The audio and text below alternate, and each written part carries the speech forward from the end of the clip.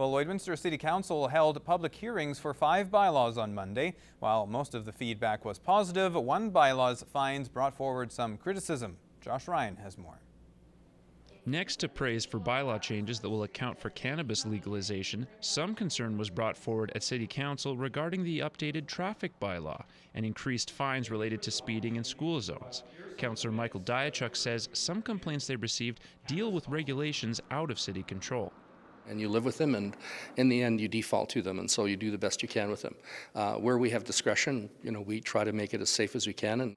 However, the primary complaint is one that was heard clearly, not having signage to indicate when school zone speeds are in place. Indication of the actual times that a school zone or a playground zone is in play is so important. I totally agree, and I think that it might cost us a little money if it wasn't in the budget to put up signs. If changing the sign means, removing that confusion, that's an easy fix. Mayor Albers was quick to state that changes made to the new bylaw are not intended as a cash grab. Safety is paramount in the city. We looked at the Vision Zero program. We've supported it. We're going to institute it. There's money that is in play that we're going to be using from the speeding from photo radar, and that's going to go back into safety. Answers to questions brought up during the hearing moving forward could mitigate potential confusion. We're going to hear from other people in the community, so if we address those questions, then we should be able to inform the public in general in a better way of what the city's planning on doing with our new bylaws that are coming up. And while that feedback is important, Albers says that doesn't assure changes in fines. Are fines enough? Fines too heavy? There's always that question, and I guess that really comes down to a matter of opinion. Josh Ryan, Newcap News. Well, now the snow has melted and temperatures are staying above zero. We're seeing different vehicles hit the road. Among the classic cars and convertibles, it's important for all drivers to watch for motorcycle enthusiasts enjoying the change in season. No matter what type of vehicle you drive, all of them have gaps in vision where a bike could be hidden. Sometimes people who drive cars only have never been on a motorcycle don't realize how small a bike is and how much it can hide in a blind spot. So, just that awareness. And for those riding the bikes, new hazards may have formed on familiar routes. New potholes have formed. Right now there's still a lot of gravel and sand on the streets. The city's getting at picking up the sand and cleaning the streets, but there's still a lot of that stuff out there. We will have more on motorcycle safety tomorrow on Newcap News. Well, city officials kicked off Pitch-In Week this morning at Mother Teresa in an effort to make our city a cleaner place. Well, I think this morning is a great example of engaging our youth, starting as early as we can and letting them know that littering is not a great way to be. Students were the first to get in on the action as they spent the morning cleaning up the school grounds. It makes me feel happy and grateful that I'm cleaning the whole world for other people. Residents are invited to take part in multiple Pitch-In Week initiatives, including the Household Hazardous Waste Roundup, where you can safely dispose of items like electronics and used oil. I can talk about the environmental benefit, and I can talk about the cost benefit, because when we don't have to go back to a landfill and deal with items that weren't properly disposed of from 25 years ago, I'm sure people 25 years from now will say, hey, I'm glad they did it right. The Waste Roundup is scheduled for Saturday at the Lloyd X. For more information on that event or any of the other Pitch-In initiatives, visit the city website. We have 2 dogs featured in this week's pet project. Houston adores people and loves to walk or play fetch, while Bozo has a big personality and likes to stay active. Here's John from the SPCA.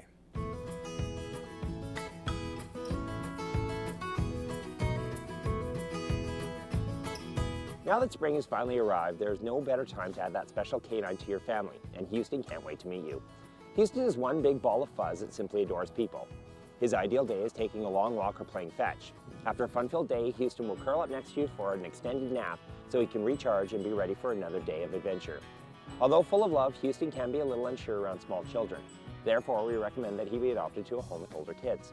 Houston is one happy-go-lucky dog that is sure to make this summer and the many more to follow unforgettable. Be sure to stop by the SPCA and meet Houston today. Bozo, like his namesake, is a regular class clown. Bozo has tons of energy and just loves to run and play. He never seems to tire. Due to his big personality, Bozo does need a home with older children, as he may be too much for the little ones. Bozo is a very intelligent dog. You can tell that he's always thinking and therefore would enjoy having lots of enrichment, whether it's providing him with a puzzle toy or signing him up for agility. As long as his mind is challenged, he's as happy as can be.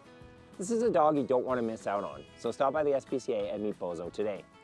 Can't adopt a dog but still want a canine companion to join you for some adventures this spring? Then our Dog Day Out program may be perfect for you. For a few hours a day, you can take an SPCA dog with you for some fun in the sun. Visit LloydminsterSPCA.com to learn how you can participate in this exciting new program.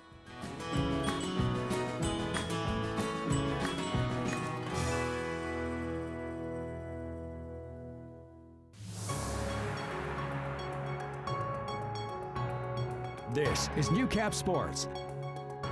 Lloydminster Liners softball is preparing for another season, but they're still indoors. Lance Phillips caught up with the team at the vault, and the warm weather isn't the only thing breeding optimism for this young crew. You can trust your backhand a little bit more. The U16A Liners have a great opportunity to build on success the team experienced a year ago. The Liners organization is benefiting from great coaching, which is translating into better players, and it has members of this elite team excited to be outside and playing softball. I'm really excited just about how this team is really intense. It is the elite team. You don't get better than this. So the fact that we're going to all these different tournaments and we're just stepping up our game, we're ready to come out and play. I'm really happy to see that everybody that is on board right now, they've got lots of hustle, they're committed. They're really into learning all the new plays that we're establishing throughout this first part of the season. Offense is a must-have if teams like the U16 girls want to win games. But maybe more importantly, the focus is on what the girls are doing when not holding bats. I'm really working hardcore on, glove mechanics and all that sort of thing, so that our defense is really strong. When we go to Canada Cup, that's the first thing you notice is how strong a team is defensively. I feel like we'll have strong bats, and being able to hit will be one of our strong parts. And our fielding, I think, will be pretty good. The team has 5 returning players from 2017, meaning it's almost entirely rookies. But that's not making any of the girls think twice about the success that lies ahead. I know that a lot of the rookies that are playing this year are very talented, and they all deserve a spot on this team. And they are at the same level as the people that are returning. The ones that are second-year vets, they are showing really good leadership right now, and the bonding is there. So, that's the first thing that I'm trying to build within the new girls coming up is the chemistry. Once we have that established, then we're going to be able to have those key players start to really lead, and then we'll work with our plays and go from there. Lance Phillips, Newcap Sports, Lloydminster. This is Newcap Weather with Gerard Lampau. Welcome back, everyone. So overall, a day with some cloud cover, some sunshine out there, and temperatures finishing off in the mid-teens. 14 was where we're finishing off. Let's put the map into motion, see what we're dealing with for the next little while there. And it's really just a movement of cloud cover across the region. Some areas of precipitation pushing into Saskatchewan, and then some more for areas just to the north and northwest of us there. Looks like some of it targets the Lakeland. We'll give ourselves maybe a 30-40% chance, but it's pretty small. This is stopping at 6 o'clock tomorrow evening there. So some of it certainly looks possible for the Lakelands, but again, it's not a lot of rain. We're talking about a millimeter or 2, maybe 3 at the most there. Temperature-wise, though, could be dealing with 18s around our area for tomorrow. 20 for Edmonton, Vegreville, 17 around Lac-La-Biche, Bonnyville, St. Paul areas, 19 around Wainwright, Provost into Macklin there, and looking off to Isle Cross, sitting at 16 probably for tomorrow. 18 for Green Lake, Meadow Lake, 17 at St. Walburg, 18 around Maidstone, and North Battleford areas come tomorrow.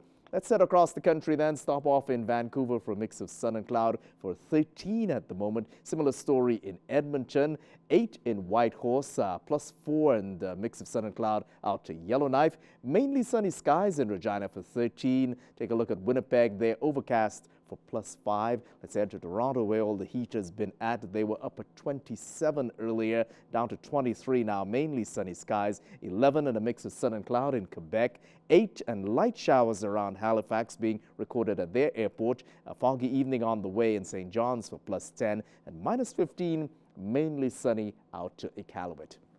Let's come on back to the Battlefoods then. Light showers being recorded at the airport, sitting at 14. They were up at 17 earlier on there, while it was around 14 or 15 in the city itself of North Battleford. -1 towards the early hours of tomorrow morning, and then looking for 18 as your daytime high. A movement of cloud cover across the region, so just increasing cloudiness as the day goes along. Winds west and southwest, about 11 to about 22 kilometers per hour. Cold Lake, parts of the Lakeland region at 10 at the moment. Looks like that's going down as the daytime high. 1 towards the early hours of tomorrow morning, and then 18 is possible. Passing shower in the afternoon, and again, as you saw it there on the map earlier there, it's really not a lot. It could be just spitting or even very light rain, at the most maybe about 3 millimeters, but 18 as the daytime high.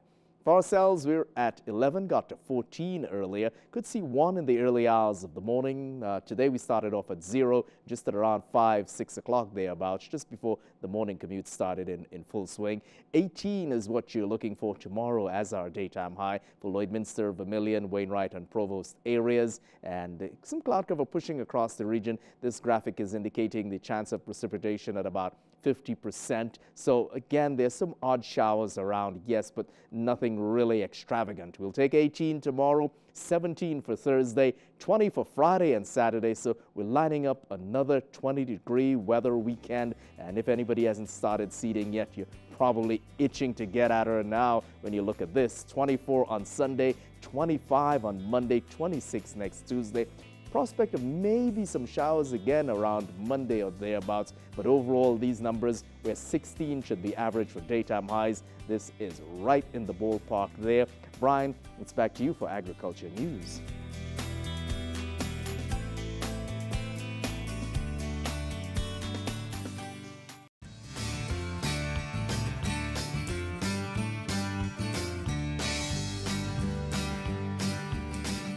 Well, it's a big win for Lakeland College and agriculture. The Dean of Agricultural Sciences has been singled out for her leadership.